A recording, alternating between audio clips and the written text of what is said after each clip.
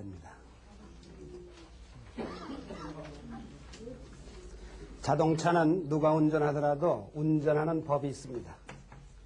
운전법을 몰라가지고는 자동차는 운전을 못합니다. 학원에 왜 가느냐? 운전법을 배우러 갑니다. 운전법을 익혀가지고는 면허를 따죠. 면허를 땄다 하더라도 운전을 못합니다. 숙달이 돼야 됩니다. 면허 땄다고 숙달되지 않았는데 함부로 운전하다가는 자동차 사고를 냅니다. 마찬가지로 사용하는 물건은 어느 거든지 사용법이 있습니다. 사용법이 있는데 그 사용법을 몰라가지고는 쓸 수가 없어요. 또 사용법을 알았다 하더라도 숙달이 돼야 됩니다. 숙달이 안 되면 또 고장내고 마는 겁니다. 만일에 100볼트에 써야 할 녹음기를 200볼트에 썼다. 그러면 그 녹음기는 그 순간에 고장이 나고 맙니다. 몇 번 써야 고장이 나느냐? 단 한 번으로도 고장이 나는 겁니다. 마찬가지로 우리 인간이 이 세상에 태어나 사는데 사는 법이 있겠느냐 없겠느냐? 반드시 사는 법이 있습니다. 그리고 인간은 그 사는 법대로 살 때에 행복할 수도 있고 인생의 목적을 달성할 수도 있는 것입니다. 그래서 하나님이 인간을 지으실 때 인간은 이렇게 살아야 행복할 수 있다 하는 그 법이 반드시 있는 겁니다. 그러면 지금까지 내가 살아오는 과거 인생 속에서 100볼트에 사용해야 할 것을 200볼트에 사용한 것 같은 경우가 얼마나 있었겠는가 하는 사실을 한번 각자 생각해 보세요. 몇 번이나 있었을 것 같아요?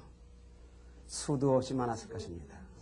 그러니 내 인생은 하루 세 끼 밥이 모자라 네 끼 다섯 끼를 먹고 나는 감기 하나 모르고 살아가는 건강한 나다. 그러지만 그 인생 자체를 따지고 볼 때에 형편없이 고장나고 병든 내 모습이다 하는 사실을 인정하지 않을 수밖에 없습니다. 자, 그러면 이 운전법이라든지 사용법이라든지 인간이 살아가는 사는 법은 언제 결정되느냐는 얘기입니다. 그것은 공장에서 만들 때의 창조 원리가 운전법이 되고 사용법이 되고 사는 법이 되는 겁니다. 대우자동차하고 현대자동차하고 후진 기아 변속할 때 그 방법이 정반대입니다. 현대자동차는 눌러서 당겨야 되고 대우자동차는 당겨가지고 앞으로 밀어야 됩니다. 그래야 후진이 되는 겁니다.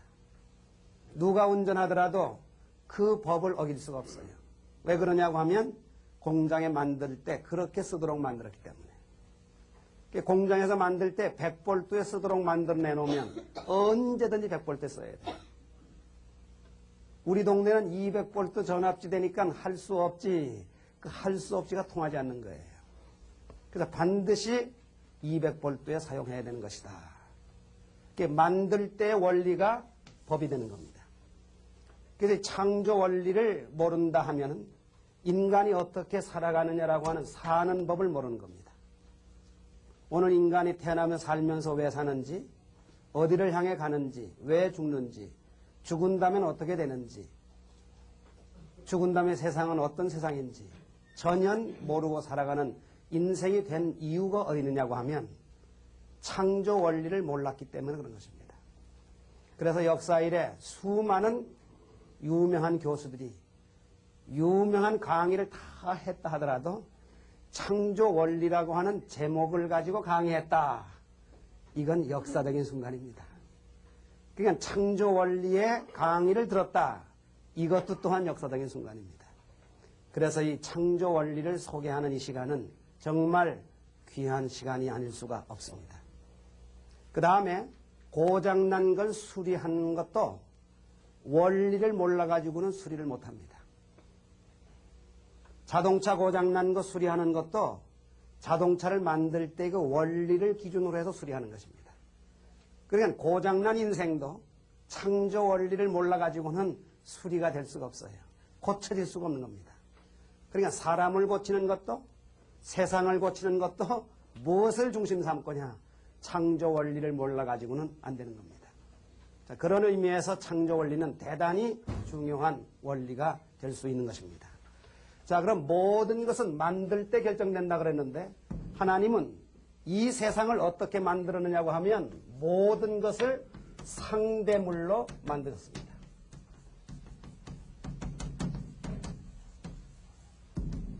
상대물로.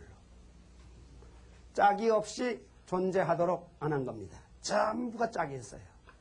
사람을 만드실 때도 남자를 만드셨고 여자를 만드셨고 동물도 수컷 암컷, 식물도 수수술 암수술, 광물도 양이온 음이온, 양자 전자. 그래서 사물을 형용하는 것도 전부 상대적으로 되어 있습니다.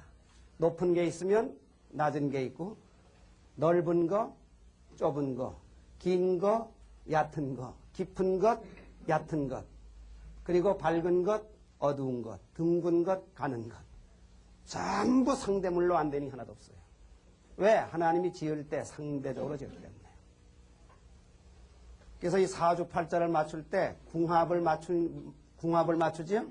그 사주팔자만 봐가지고는 안 되는 거예요. 그 사주팔자 궁합이 아무리 맞아도 관상학적 궁합이 안 맞으면 그건 문제입니다. 저처럼 둥글뭉톡한 남자는 길쭉길쭉한 여자를 부인으로 만나야 자식이 중간치게 나오는 거예요. 계란형이. 남자도 둥글뭉톡인데 부인을 얻고 보니 둥글뭉톡이야. 그 자식 낳아봐야 굴러다니는 거예요.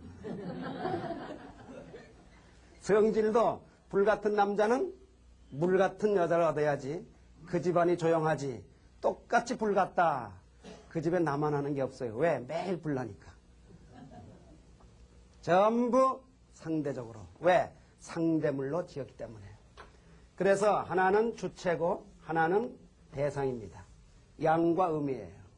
그래서 주체와 대상 상대적으로 전부 존재하도록 지었다.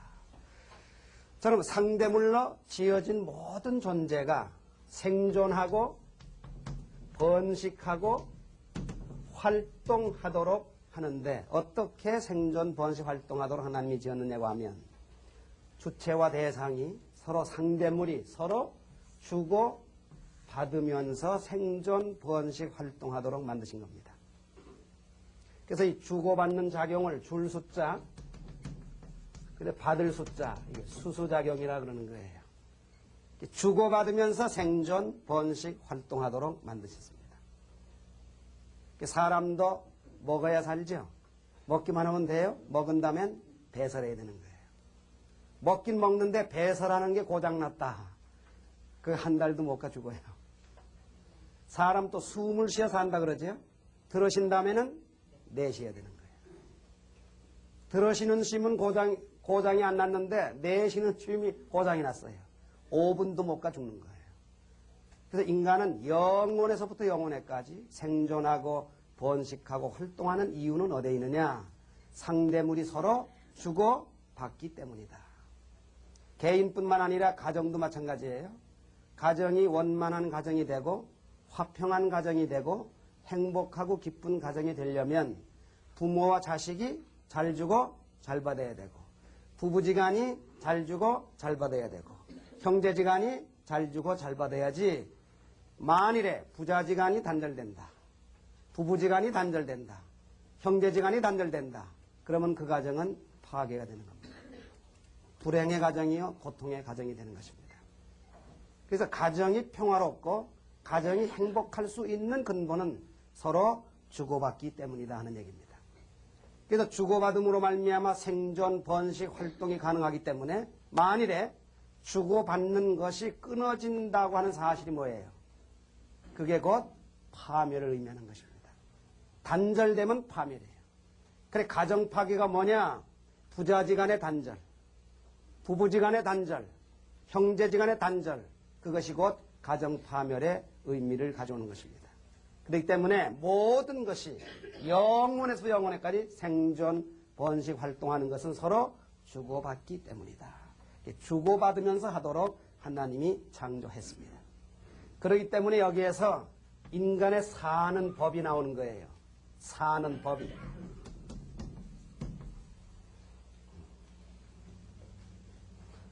자, 주고받는데 주는 것이 먼저겠어요? 받는 것이 먼저겠어요? 주는 것이 먼저입니다. 알긴 참 잘합니다. 이게 먼저예요. 받는 것은, 주는 것보다도 받는 것은 나중이죠. 그 다음에 주기만 하면 받는 것은 자동이에요. 제가 콩밭에 가가지고 잘 익은 콩 한 포기를 뽑아봤어요. 그 콩 한 포기를 뽑아가지고 콩깍지를 전부 까봤어요. 그래서 콩알을 세봤더니 178알이 나오더라고요. 그때 깨달은 것이, 아하, 콩 하나를 심어 주었더니 178배를 얻게 된 거예요. 아마 좁쌀을 훑어가지고 조이삭을 훑어서 세어보면 이게 수천 배가 될 겁니다. 이 천지이치는 주면 돌아오는데 돌아오는 것은 자동인데 절대 하나 주었다고 하나 돌아오는 게 아니에요. 몇백 배로, 몇천 배로 받는 것은 자동이에요. 그래, 왜 못 받느냐? 주는 게 없으니까 못 받는 거예요. 남들은 가을에 가가지고 10가마, 20가마 별을 거두는데 왜 한 가마도 못 거두느냐? 심지를 않았기 때문에. 그러니까 주면 받게 돼 있는데 주지 않으니까 못 받는 거예요. 그래서 주고 받는 가운데 뭐가 먼저냐? 주는 것이 먼저고 받는 것은 자동이에요. 그래서 오늘날 우리 세상 사람들은 어떻게 살아요? 주는 것을 먼저 해요? 받는 것을 먼저 하려고 그래요? 받는 것을 먼저 하려고 합니다. 그렇기 때문에 그게 탈이에요. 100볼트에 꽂아야 할 녹음기를 200볼트에 꽂는 것과 같은 경우가 어떤 경우냐? 주는 것이 먼저인데 주는 것은 하지 않고 받기만을 먼저 하려고 그러는 것. 그것이 잘못이에요. 주긴 왜 줘? 밑에 돈이 숨을 못 쉬나? 응? 주긴 왜 줘? 아깝게. 그 돈이 어떤 돈이고 그 밥이 어떤 밥인데. 그러니 문제가 되는 겁니다. 주는 것이 먼저예요. 자, 그래서 많은 사람에게 사랑받고 싶으냐? 그럼 많은 사람을 사랑해 주는 사람은 많은 사람으로부터 사랑을 받게 되는 것이다. 많은 사람을 용서해 주면, 남의 죄를 용서해 주면 내 죄가 용서받는 것입니다. 내 죄를 씻고 내 실수를 씻는 방법도 이게 수습법입니다. 내가 남에게 실수한 것이 잘못되는 것은 뭐냐면 내가 남에게 실수했던 것처럼 남이 나한테 실수하는 경우가 있어요, 없어요? 있죠? 그때 그것을 용서해주면 내가 남에게 실수한 것이 그때 씻어지는 거예요. 많은 사람을 존경해주는 사람은 많은 사람으로부터 존경받게 되어 있는 것이다. 세상에 보면 남을 존경하지 않는 사람이 어디 가든지 문제고 존경받지 못하는 사람이 되는 겁니다. 많은 걸 주면 많은 걸 받게 되는 겁니다. 받기만을 하지 말고 주기를 먼저 해야 되는 것이다 하는 것이 법입니다. 그렇기 때문에 인간은 줄 때도 기쁘고 받을 때도 기뻐해요. 그래서 주는 기쁨이 있고 받는 기쁨이 있는 것입니다. 그럼 주는 기쁨, 받는 기쁨, 어느 기쁨이 더 진짜일 것 같아요? 주는 기쁨이에요? 받는 기쁨이에요? 주는 기쁨이 더 본질적이에요. 말하자면. 근데 오늘 우리 인간은 받는 기쁨을 찾아 살아요? 주는 기쁨을 찾아 살아요? 받는 기쁨을 찾아 사는 거예요. 이게 잘못 사는 겁니다. 오늘 우리들의 의식 속에는 잘 산다, 못 산다를 많이 가진 자와 못 가진 자로 다룹니다. 잘 사는 사람은 집도 더 평수 넓은 집에 사는 사람이 잘 사는 사람이고 더 재물을 많이 가지고 사는 사람이 잘 사는 사람이다. 그렇게 우리는 생각하죠? 가지지 못하고 살아가는 사람은 잘못 사는 사람이다. 그것이 잘 사는 사람과 못 사는 사람의 기준이 아닙니다. 정말 잘 사는 사람이 누구예요? 법대로 사는 사람이 잘 사는 사람이에요. 법을 어기고 사는 사람은 못 사는 사람입니다.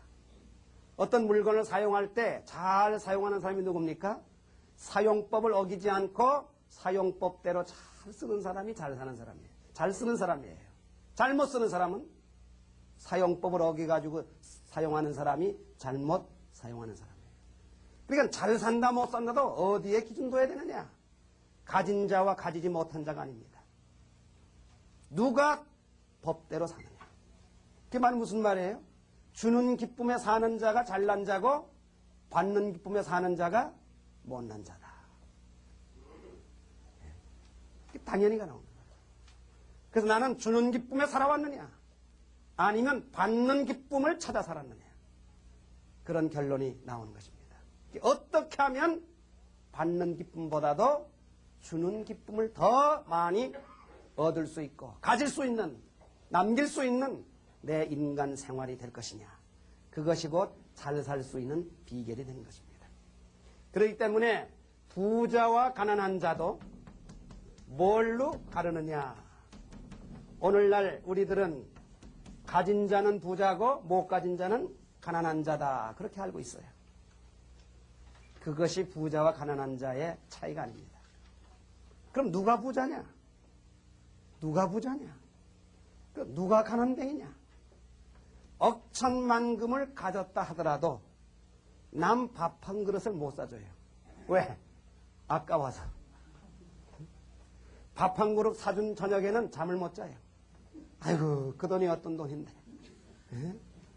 그 돈만 가졌으면 일주일 반찬을 해먹는 건데 그냥 아까워서 잠을 못 자는 거예요. 그러니까 남 사주질 못해. 남 주질 못하는 거예요.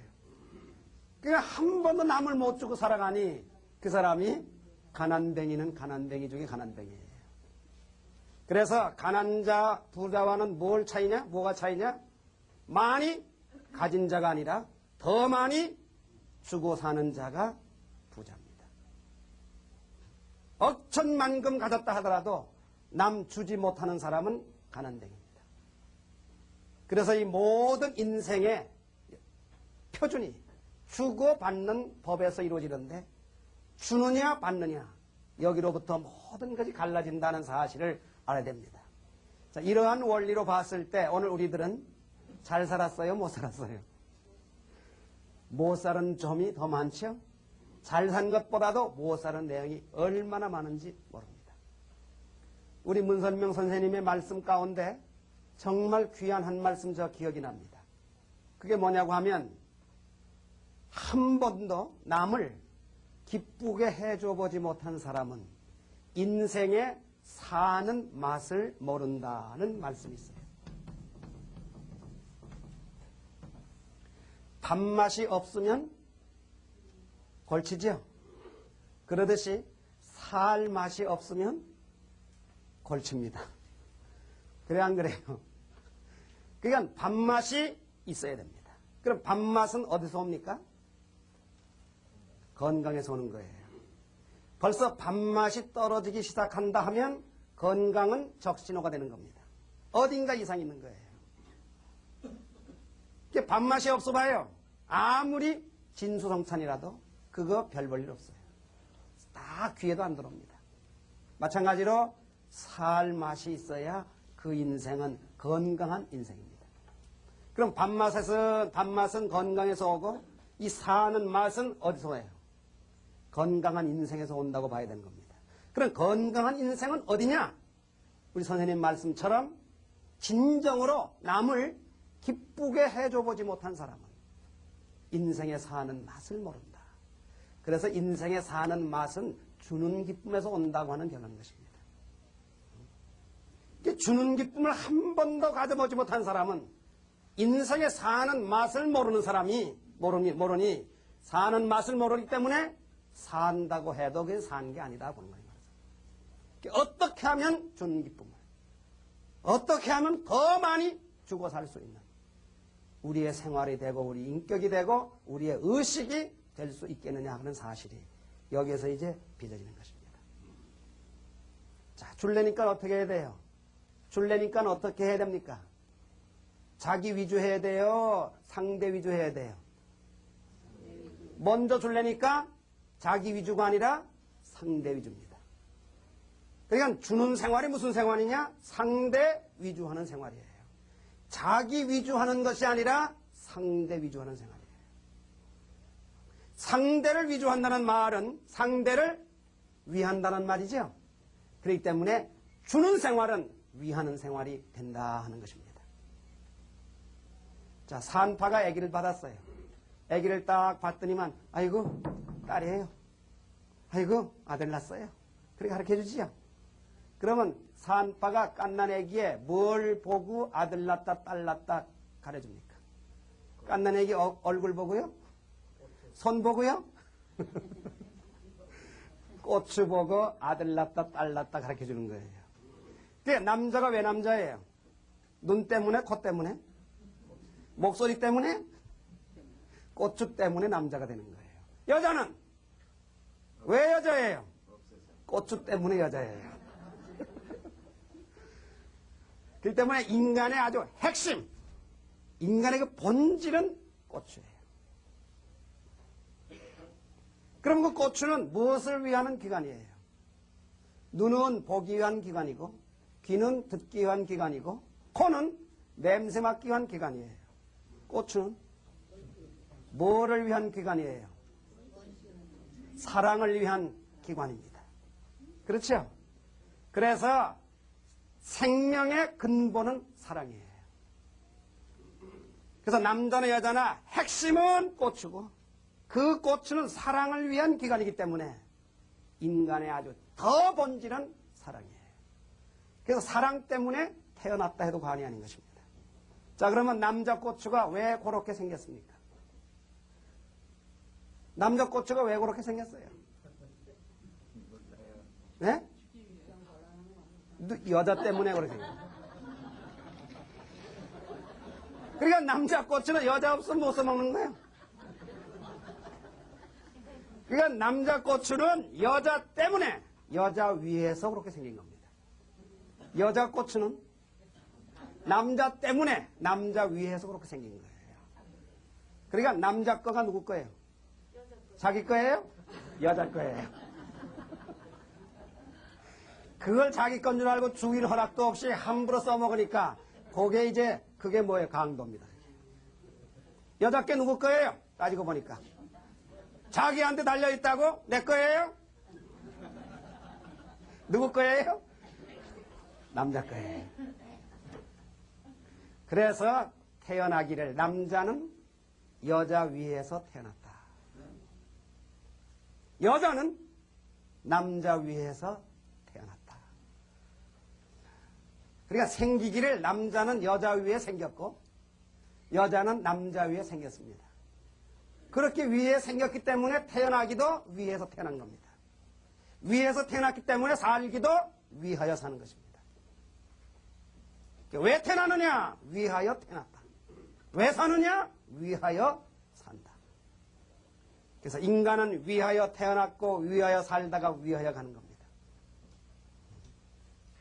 자, 이 방안에 보십시오. 어느 것 하나라도 위하여 없는 것 한번 찾아보세요. 칠판 위하여 있죠? 백목 위하여 있죠? 안경 위하여 있죠? 불 위하여 있죠? 다 위하여 있어요. 책상 위하여 있어요. 위하여 없는 것 하나도 없습니다.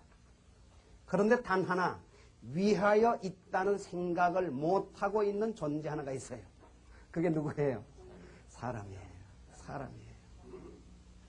철저하게 생각해야 됩니다. 나는 위하여 있다. 나는 위하여 존재한다. 위하여 살고 있다.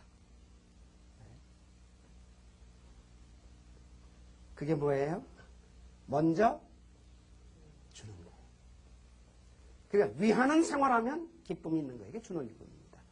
자, 이렇게 해서 하나님은 상대물로 모든 걸 지으시고 이렇게 살도록 위하여 살도록. 그래서 받기만 한다면 안 됩니다. 부인들이 부엌에서 콧노래 부르면서 설거지 하다가 남편 들어오는 소리가 나니까 딱 들어가가지고 입을 뒤집어 쓰더니만 아야 하는 소리가 나요. 왜? 그 속셈은 뭔 줄 알아요? 요놈은 남편이 나를 얼마나 위하나 보자. 내 생각을 하는가 안 하는가 한번 보자. 그래서 끙끙 앓는 소리 하는 거예요. 그 속 마음의 바람은 뭐예요? 남편이 들어오자마자 앓는 소리 나면 아유 어디 아파? 어디 아파? 큰일 났네. 병원 가야지. 요러기를 바라가지고 아야 이 남편이 문 열고 들어와 보니까 끙끙 앓거든. 이 옷을 벗어가다 놀다가 끌고 앉는 소리 듣고 에이 그 또 아파? 에이 그 이놈의 집구석 그저 집에 들어와도 그냥 그러고 옷을 다시 입고는 나가는 거예요. 그러니까 벌떡이는 아주 그러면 그렇지 그러면 그렇지 내 생각은 농점만큼도 안 하고 못된 놈 같아. 그냥 내 생각은 농점만큼도 안 한다고. 그냥 화가 나가지고 얼마나 그냥 속이 상한 거야. 아이 그러다가 남편이 이제 뭐 영락 나갈 수 있어요? 돌아오는 거야 몇 시간 만에. 돌아오니까 밥 차려줘야지 안 차려줄 수 있어요? 그러니까 속은 상하지 밥은 차려줘야 되지. 그러니까 밥풀 때 그냥 그 돼지들이 집 한다니 꾹 눌러가지고 이거 이 원수 안 해줄 수도 없고 그냥 밥을 꾹꾹 누르면서 욕을 버럭버럭 하는 거예요. 그래 그 밥 먹고 재수 좋을 남편이 어디 있어요? 그날 저녁에 소화불량 걸려가지고 토사광난 안 나면 다행이에요. 그만 그 바람에 밥이 천대받아요. 그뿐인 줄 알아요? 양말 바지 빨면서도 그냥 이 원수 그러니까 그 양복 입고 나가가지고 그날은 재수가 없는 거예요. 살살 피워서 아이고 이 밥 먹고 훌륭한 사람 되고 운 펴시고 복 되시고 그저 하는 일마다 잘 되시고 건강하셔야지 하고 그냥 솔솔솔솔 사랑의 마음을 주면서 퍼도 시원찮은데 그냥 이 원수야 나가 뒤져라 뭐해라 그러고 막 꾹꾹 푸니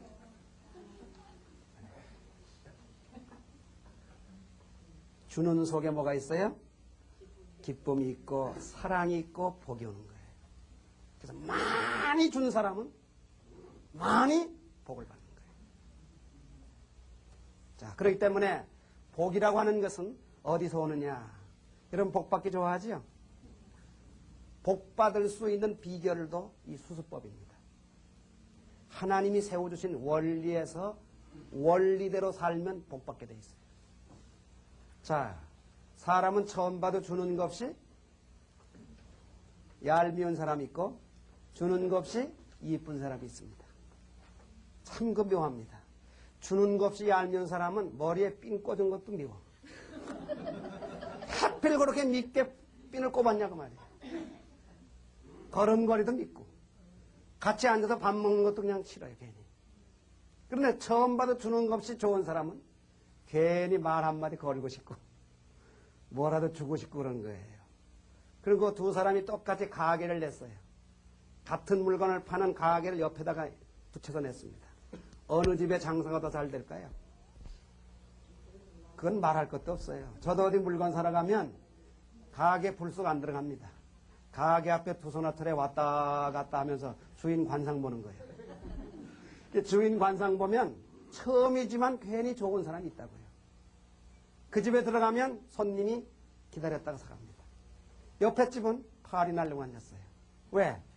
옆에 사람은요 처음 봤는데 괜히 사기칠 사람 같거든 인상이. 그러니까 바가지 쓰는 그 집에 들어가요? 안 들어가는 거예요.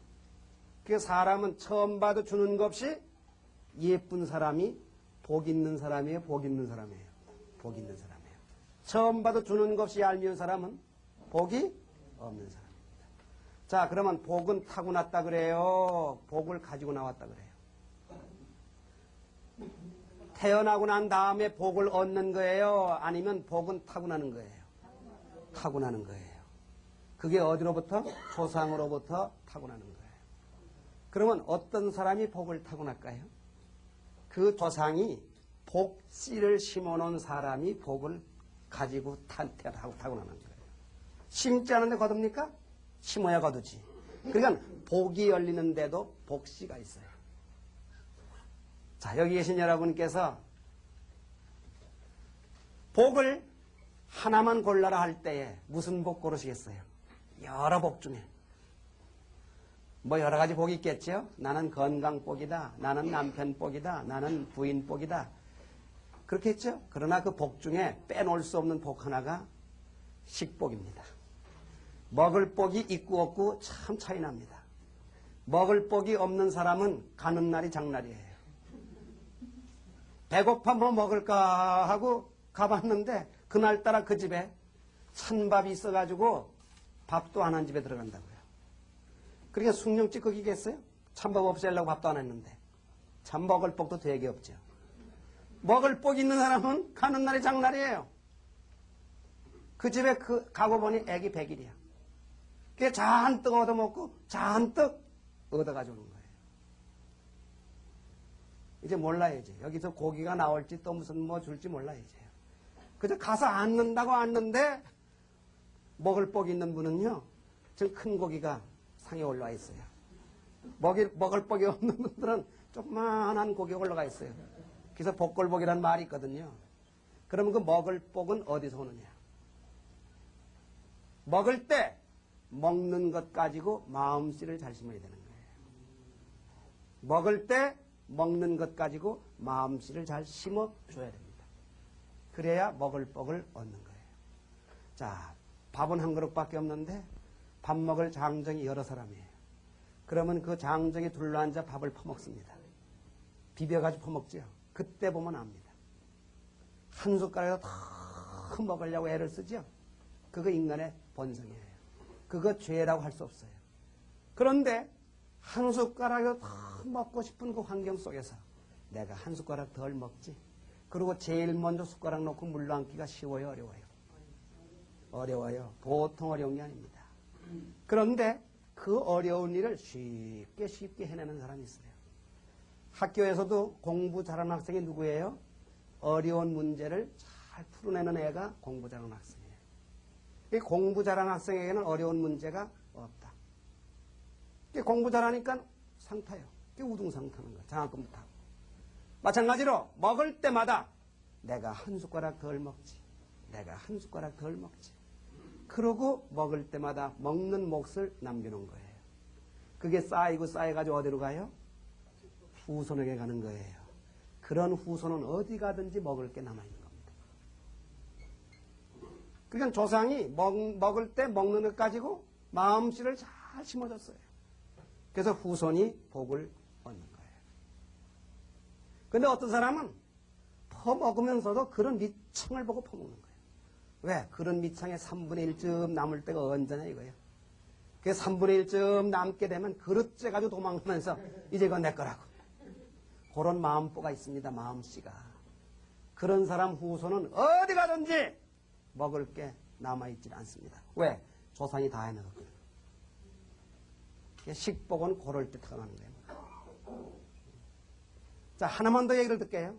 똑같이 두 사람이 쓰리를 맞았어요. 한 사람은 쓰리 맞은 걸 보고는 하하, 참 인생은 모른다더니만 오늘 밤에 어떻게 될지 내일 밤에 어떻게 될지 모른다더니만 참, 인생이 그렇구만. 얼마나 궁하고 바빴으면 이 돈을 가져갔겠나. 그래, 잘 써라. 이용하에 가져간 거 잘 써라.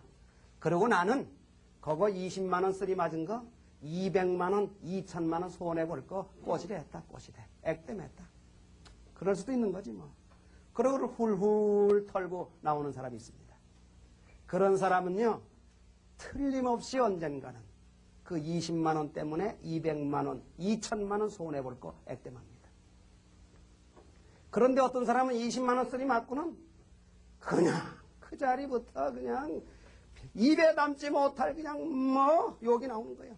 어느 놈이 가져갔는지 그 돈이 어떤 돈인데 그런 돈을 가져가다니 그런 놈은 그냥 손모질 비틀어가지고 손도 못 쓰게 만들어놔야 되고 그거 가지고 뭐 사쳐먹다가 그냥 배때지 툭툭 걷어디뎌야 되고 그 돈 가지고 택시 타고 가다가 떼굴떼굴 굴러가지고 발머리에 뚝 부러뜨려야 되고 그래도 화가 안 풀리는 거예요. 밥 먹다 생각해도 그거 잠자다 생각해도 그거 아까워서 먹게 되는 거예요.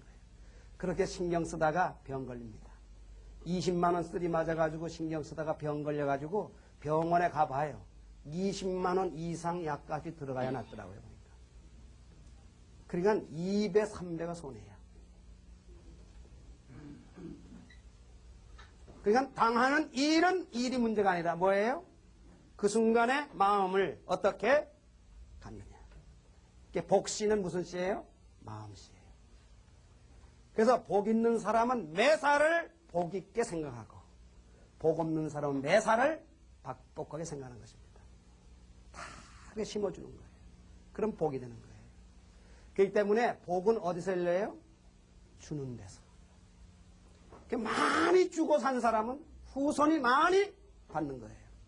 죽을 자리에서 생명을 각오하고 살려준 사람은 후손은 언젠가는 죽을 자리에서 사는 복을 얻습니다. 이게 전부 수수법입니다. 그래서 밥 잘 먹을 생각 말고 마음 잘 먹어라. 밥 잘못 먹으면 토사강난 나지요. 볶국집에서 볶국 먹고 나오다가 거품 내 죽어요. 그렇죠? 금방 죽어요. 뭐 음식 잘못 먹으니까. 마찬가지로 마음 잘못 먹으면 그 순간에 인생 토사강 난다는 거예요. 그만큼 심고 주는 것이 얼마나 귀하냐는 사실을 아셔야 됩니다. 자, 이것이 모든 것을 상대물로 지으시고 서로 주고 받으면서 생존, 번식, 활동하도록 하나님이 만드셨습니다. 그래서 주는 것을 먼저 해야 되고 주는 기쁨에 살아야 되고 더 많이 주는 그 생활이 부자다라고 하는 인식을 가지고 우리가 이 지상을 살아갈 때 그것이 옳게 사는 방법이고 잘 사는 방법이다 하는 사실을 아셔야 됩니다. 자, 그 다음에 두 번째로 하나님은 어떻게 지으셨냐고 하면 모든 것을 이중구조로 지었습니다.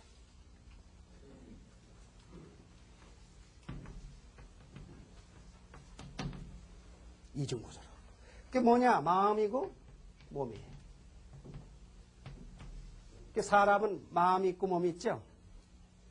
이중구조입니다. 마음은 보여요, 안 보여요? 안 보이죠? 몸은 보입니다. 보이지 않는 마음과 보이는 몸이 잘 주고 잘 받을 때 그 인간이 제대로의 인간입니다. 그러면 사람만 이래요? 동물도 마음 있고 몸이 있죠? 식물도 마음 있고 몸이 있습니다. 제가 수원 농촌진흥청에 한 3년간 전임 교수로 나간 적이 있었습니다. 그때 들은 얘기입니다. 그 농촌진흥청에서 시험 재배를 했습니다. 똑같은 온씨를 만들어 가지고 옥수수를 재배했대요. 다 똑같게 했는데 하나만 다르게 했답니다. 한 온씨는 그냥 기르고 한 온씨는 24시간 전축을 틀어뒀다는 거예요. 그리고 옥수수가 자라는 것을 비교 분석한 거예요. 그런데 놀랍게도 24시간 전축을 틀어주면서 기른 옥수수가 자라기도 잘 자라고 알맹이도 굵고 나중에 맛을 비교해보니까 맛도 좋더라는 거예요. 그래 옥수수도 음악을 좋아하더라. 그러니까 앞으로는 같은 사과라도 맛을 조금씩 다르게 재배할 수 있다고 보는 겁니다. 같은 부사라도. 그저 꽃필 때부터 열매 맺어 딸 때까지 계속 24시간 디스코만 그냥 틀어주는 거예요. 그러면 그 부사가 디스코 맛이 날 거예요. 약간 좀. 그 다음에 한과소는 그냥 24시간 닐리 타령만 틀어주는 거예요. 그냥. 그러면 부사가 약간 타령 맛이 날 거예요. 그러니까 이 말 못하는 식물도 음악을 좋아하더라. 작년 6개월 동안 미국에 있으면서 그 신문에 논문 발표한 걸 봤어요. 그 학자가 식물의 반응을 조사한 논문입니다. 과연 말 못하는 식물이지만 화분에 있는 꽃이라든지 꽃밭에 있는 뭐 꽃이라든지 이것이 과연 사람의 마음을 알아보느냐 안 알아보느냐 하는 테스트입니다. 그래서 그 꽃나무에다가 특별 전자장치를 해가지고 이 매다기 연결을 시킨 거예요. 그래 놓고는 그 꽃나무에게 그냥 각종 테스트를 한 겁니다. 손으로 막 쥐어 뜯어보면요. 그냥 아프다 그러면서 바늘이 막 움직인다는 거예요. 근데 칼로 들이치지요? 그러면 또 그냥 아프다고 막 바늘이 움직인다는 거예요. 근데 손으로 쥐어 뜯는 거하고 칼로 치는 거하고 바늘이 움직이는 각도가 다르다는 거예요. 그 다음에 더 놀라운 것은 손으로 쥐어 뜯겠다. 마음 먹고요. 달려갈 때부터 그냥 떠온다는 거예요. 사람도 막 매를 치고 그럴 때 막 떨죠. 맞기도 전에. 그러듯이 식물도 그와 똑같은 반응이 있더라는 거예요. 그리고 이번에는 내가 한번 가짜로 한번 해봐야 되겠다. 그렇게 마음 먹고 치는 신용만 하지 치지 않고 그래서 하게 되면 바늘이 가만히 있대요. 이놈아 내가 네 속을 다 안다. 그래서 말 못하는 식물도 사람의 마음을 안다.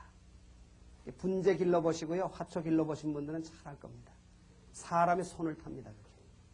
손만 타는 게 아니라 사람의 사랑을 타고 정성을 타는 거예요. 사랑을 다해서 정성을 다해서 기르는 분재가 잘 자라지 이거 살려면 살고 말려면 말아라 하는 식으로 키우면 그게 얼마 못 가 다 죽습니다. 그러니까 말 못한 뭐예요? 식물에게도 인간의 마음을 안다. 그래서 그것이 실제로 응용 단계에 들어왔습니다.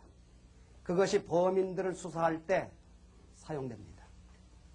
범인들이 수사할 때 말을 제대로 안 하잖아요. 그게 속입니다. 그래서 거짓말 탐지기가 등장되는 거예요. 거짓말 탐지기도 기계이기 때문에 고장나면 거짓말 안 되는 거예요. 믿을 수가 없다는 거예요. 그래서 거짓말 탐지기 대신에 사건 현장에 있었던 살아있는 화분을 등장시키는 거예요. 그 화분에 특별 전자장치를 해가지고 혐의자를 말 한마디 물어볼 필요가 없대요. 그냥 화분 앞으로 지나가기만 한다는 거예요. 그러면 사건과 관계없는 사람이 지나가면 화분이 가만히 있다는 거예요. 그런데 현장에서 칼로 찔러 죽였다. 주먹으로 때려가지고 상처를 입힌 범인이 지나가죠? 그러면 이놈이다. 그리고 막 화분이 알려준다는 거예요. 주범이 지나가면 이놈이다. 조금 그 공범이 지나가면 요놈이다. 그 다르다는 거예요. 그래서 밥알이 곤두선다는 말이 맞습니다. 죽기 싫은 밥 먹으면 체하고 먹기 싫은 밥 먹으면 체하는 거예요. 그게 말 못하는 식물에게도 뭐가 있어요? 마음이 있다. 또 광물에게도 마음이 있어요. 금은 금대로 모이고 은은 은대로 모이고 철은 철대로 모이려고 그러죠. 그러니까 이 광맥이 생기는 겁니다. 그래서 그 다음에 또 하나 정말 귀한 예 하나 들을게요. 호박씨 까지 말아라 그러죠. 이게 씨 하나 예를 들게요. 씨. 이게 호박씨를 심어요. 그러면 3일 동안에 썩으면서 새싹이 나가지고 떡잎이 납니다. 그래서 이 호박 넝쿨이 온 담장을 덮을 정도로 길고 크게 자랍니다. 호박 넝쿨 하나가 얼마나 커요? 그러면 담장을 다 덮은 호박 넝쿨이 전부 어디서 나왔어요? 씨 속에서 나왔어요. 씨에서 안 나온 거 하나도 없어요. 그러면 이 호박 줄기나 가지나 넝쿨이 씨 속에 들어있을 때 어떤 상태로 들어있겠어요? 잎사귀채, 가지채 들어있어요? 씨를 쪼개가지고 아무리 봐도 잎사귀, 가지 안 보이는 거예요. 그런데 씨 속에서 다 나온 거예요. 그러면 그 가지나 줄기나 잎이 호박 씨 속에 들어있을 때 어떤 상태로 들어있느냐 하는 얘기입니다. 어떤 상태로 들어있어요? 그게 바로 눈에 보이지 않는 무형의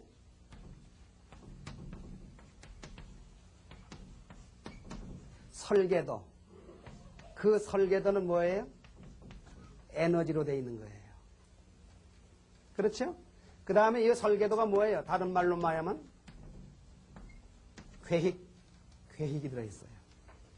장차 잎이 되고 가지가 될 계획이 그 씨 속에 들어있는 거예요.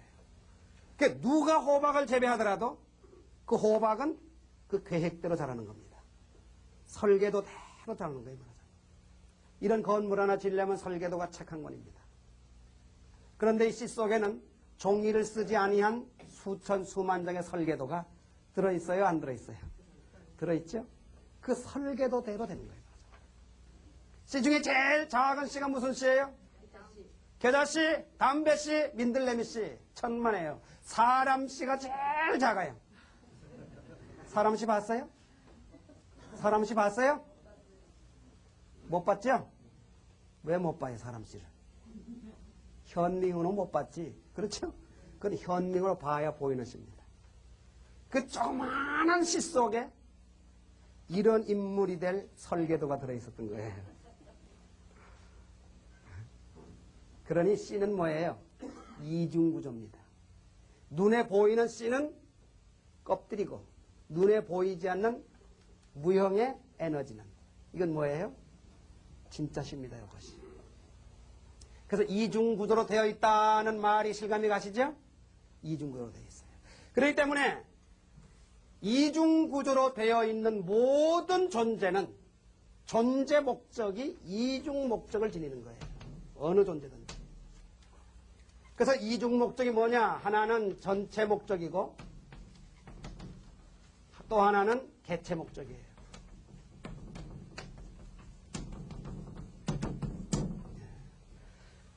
그래서 모든 존재는 전체 목적과 개체 목적, 이중 목적을 지닌 이중 목적의 연체입니다. 연체예요. 자, 눈이 존재합니다. 코가 존재합니다. 그럼 눈이 존재하는 목적은 뭐예요? 보는 것이 목적이죠. 그것만 목적이에요? 또 하나의 목적이 있어요. 전체를 구성하는, 인간 전체를 구성하는 또 하나의 전체 목적이 있는 거예요. 저는 국민학교 다닐 때 얄궂은 생각 많이 했어요. 눈이 앞에 2개 달리지 말고 10손가락은 달리면 좋겠다. 왜? 밑에도 볼 수 있고 뒤도 볼 수 있고 담 너머도 볼 수 있고 자유자재로 볼 수 있잖아요. 얼마나 편리해 좋아요. 그런데 10손가락 끝에 눈이 달렸으면 보는 데는 좋아. 개체 목적은 편리해 좋지만 전체는 마이너스입니다. 왜 그렇겠어요? 10손가락 끝에 안경을 낄 경우에 안경을 10손가락에 끼기도 곤란하거니와 이 안경 끼고 난 다음에는 아무것도 못해요. 뭘 어떻게 하겠어요 이거 가지고. 또 어떨 때는 하나는 이마에 붙고 하나는 뒤통수 붙고 앞뒤로 보고 살고 얼마나 좋겠는가. 그랬다가 난립니다. 보는 데는 편리해 좋지만 전체는 마이너스예요. 왜? 첫째로 밤에 잠잘 때 벽에를 못 빼요. 뒷눈이 가리니까. 그 다음에 앞에 눈은 차가 오른쪽에서 오니까 왼쪽으로 피해라. 뒷눈은 차가 왼쪽에서 오니까 오른쪽으로 피해라. 어떻게 할 거예요? 사람은 하나인데. 이거 보면 참 눈은 아무리 봐도 요 자리가 눈이 있어야 할 명당입니다. 그렇죠? 뭘 위주해서 명당이에요? 보는 것만 위주하는 게 아니라 전체예요. 코도 숨 쉬는 게 목적이라면 아무데나 구멍 빵빵 뚫으면 됐지.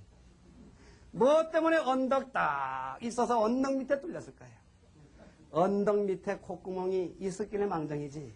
만일에 언덕 없이 콧구멍이 있어봐요. 비 올 때 난립니다. 숨도 못 쉬어요. 물방울 들어가가지고. 또 이 언덕 없이 콧구멍이 있어봐요. 이 언덕이 없어봐요. 안경을 어디다 그렇게 예쁘게 받쳤을까요? 참 이거 보면 콧구멍 있는 요 자리도 여기 명당입니다. 그게 뭐 위주한 거예요? 전체 목적 위주한 것이지 개체 목적 위주한 게 아닙니다. 그 동화가 재미있는 동화가 있어요. 눈하고 코하고 손이 한 자리 모였대요. 처음엔 눈이 불평을 털어놨습니다. 입에 대한 불평을 털어놨어요. 저놈은 입은 괘씸한 놈이다. 왜? 뭐 먹을 게 들어오게 되면 입이 좋아하는 게 어느 건가 하고 살펴요. 그러면 입은 눈 덕분에 좋은 것부터 먹게 돼 있습니다. 그러면 입이 고맙다는 인사 한마디는 해야 돼요. 인사가 없어. 괘씸한 놈. 그러니까 손이 하는 얘기가 나도 마찬가지다. 그저 나는 그냥 뭐가 생겼다 하면 입에다 집어넣는 거예요. 그렇게 입을 위해서 충성하는데 소나 고맙다 말 한마디가 없어요. 그러니 괘씸한 놈. 코가 하는 얘기가 야 이놈들아 너희들은 아무것도 아니다. 왜? 내 위치는 어딘지 아느냐? 바로 입 위다. 좋은 음식은 냄새가 좋은 법이야. 좋은 음식이 들어갈 때마다 냄새 솔솔 피우면서 용용 죽겠지 용용 죽겠지. 눈 하나 껌뻑하는 거 먹는다 이거예요. 괘씸한 놈 같아요. 이래서 눈하고 코하고 손이 데모를 했습니다. 무슨 데모? 입을 굴복시키기 위한 데모를 한 거예요. 한 3일만 데모하면 입이 비일 줄 알았는데 웬걸 3일 동안 굶었어요. 입이 말이 없어. 하기야 먹은 게 있어야 힘 있어 말을 하지. 꽉 담고 야 이놈 보게 지독한 놈이다. 낙을 5세, 6세, 1에 갔습니다. 웬걸요? 정반대 현상이 일어나는 거예요. 그렇게 의기양양하던 눈은 동태는 돼가지고 그저 눈에 어른어른 하는 건요 입이 좋아하는 것밖에 안 보이는 거예요. 손은 뼈 없는 손 되고 코는 심리밖에 짜장면 냄새까지 맡을 지경이에요. 환장하는 거예요. 그때 입이 무거운 한마디를 했다는 거예요. 누나, 코야, 손아, 내 얘기 들어봐라.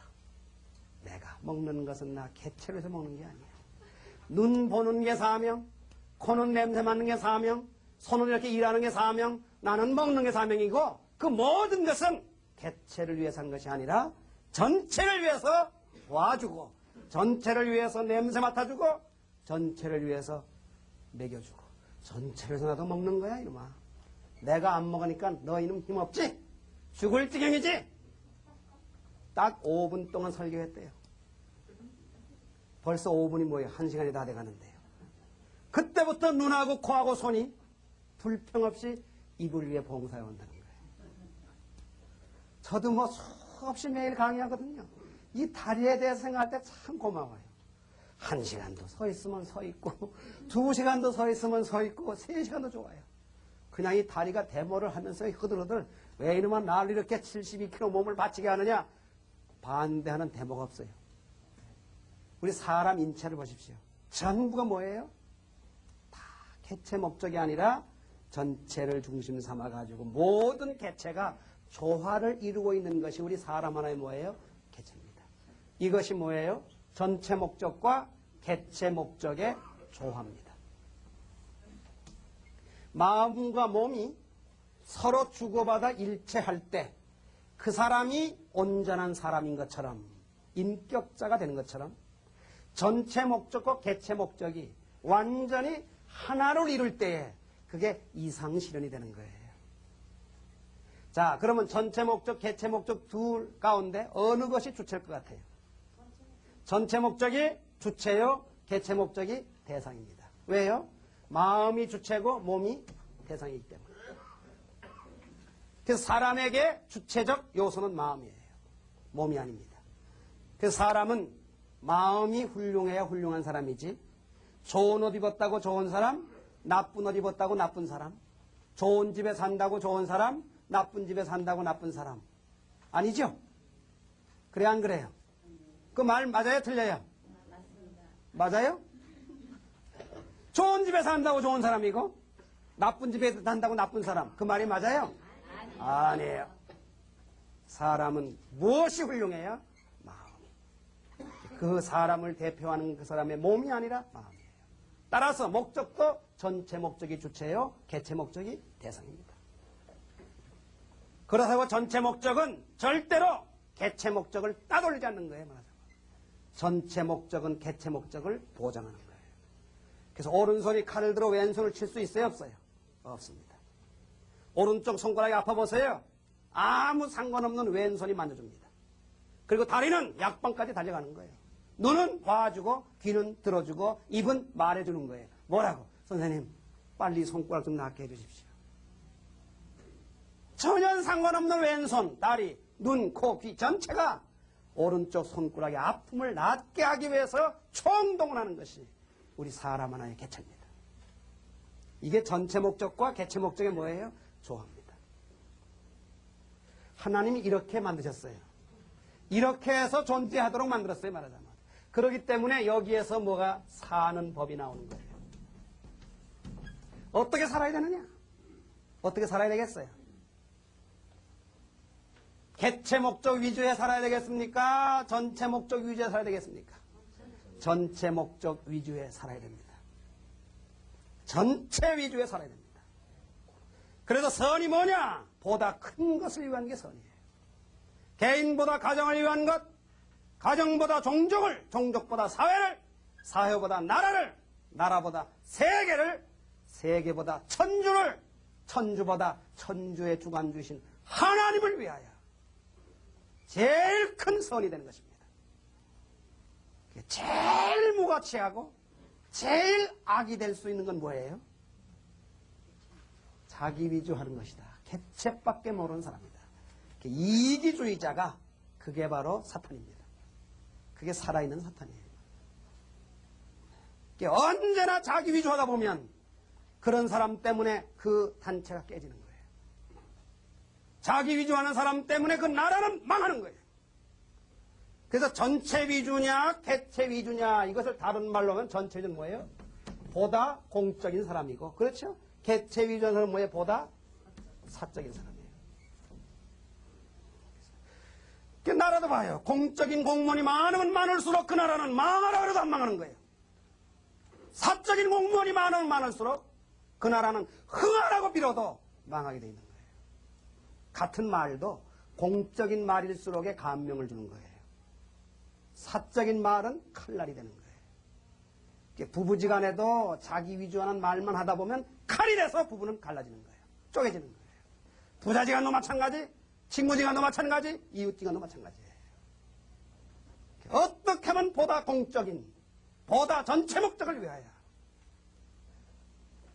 지금까지 우리가 잘못 산 것이 뭐냐고 하면 개체 위주하다 보니까 잘못 산 거예요. 자기 위주하다 보니까 잘못 산 거예요. 그래서 첫 번째로 상대물로 지으시고 주고받으면서 생존 번식 활동하도록 했죠. 주고받기 위해서는 어떻게 해야 돼요? 자기 개체 목적 위주 해가지고는 안 되죠. 전체 목적 위주해서 주고받는 거예요. 그러면 사는 길이 개체는 사는 것이다. 전체가 살 때 개체도 사는 것이다. 이것이 두 번째 하나님이 지으신 원리의 내용입니다.